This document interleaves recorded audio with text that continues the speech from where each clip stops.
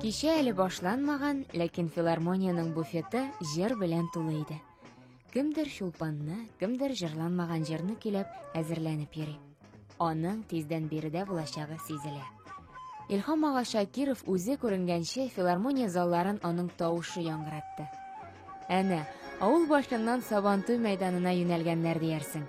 Гармун тартып, җыр сузып, егетләр килә. Алар җырлаганда кызлар биим итүзеп торамыни.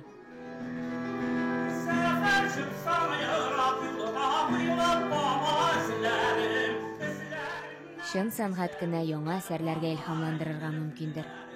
Илһам аганың җырлары, көр тавышы яңа иҗади дулкын куптарды. Ул дулкынның көче әле дә кимеми.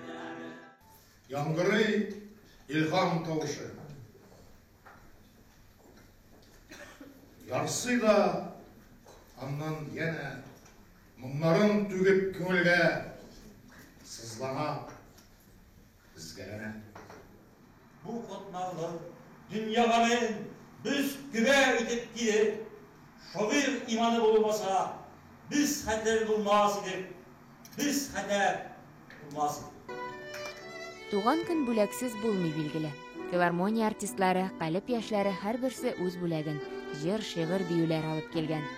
Ә мөмкинлекләре бөтенләй шиксез булса, күктән йолдыз алып бирүдә берни тормаса, нинди бүләкләр ясар иде алар?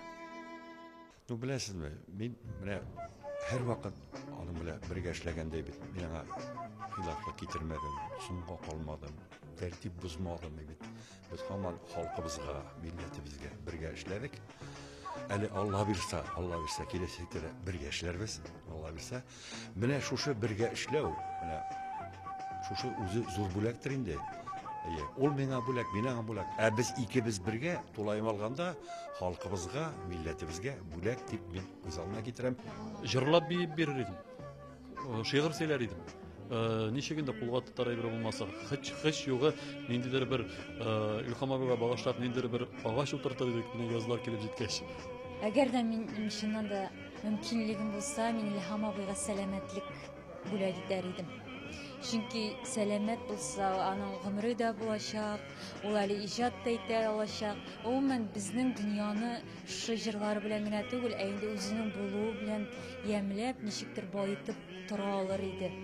Хәйкәл дисәң, ничек бер иртәрәк булмый микән? Әлбәттә, күктән йолдызны алып бүләк итеп булмый.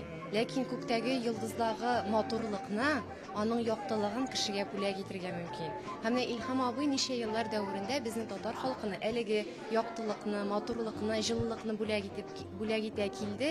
Һәм инде ул безнең күңелләребездә саклана. Һәм киләчәктә дә без әлеге яктылыкны саклаячакбыз, әлеге җылылык бездә яшәячәк. Һәм инде хәзер без үз чиратыбызда Илһам абыйга үзебезнең күңелдә булган нинди генә җылы хисләр булмасынмы ул, без аларны бүләк итәргә тиешбез. Татар халкының күңелен ни икәнен беләсез килсә, мин әйтәм Илһам абыйдан атылмасын. Шуның өчен мин бүген нинди бүләк алып килерим Илһам абыйга? Әлбәттә, иң беренче аңа мин алып килерим сәламәтлек. Халкыбызга, татар халкының шундый зур, гүзәл җырчысына нәрсә бирсәң дә аз була шикелле. Бер конкрет бүләгенә шикләнеп калу мөмкин микән дип уйлыйм. Аңа бик күп бүләк кирәк булыр иде. Әмма ләкин мин уйлыйм, аңа бүләкнең иң зурысы бирелгәндер инде, бәлки, халык мәхәббәте. Миңа калса шигырь генә түгел, аңарга тагын озак еллар һәм яшьлеген бүләк итер идем. Мин үземнең шәхсән үземнең күрәсем килә Илһам абыйның яшь чагында шулай ялкынланып җырлавын, һәм гомумән тавышы белән дөньяны яңгыратып, чыннан да бөтен дөньяны яңгыратсын иде аның тавышы.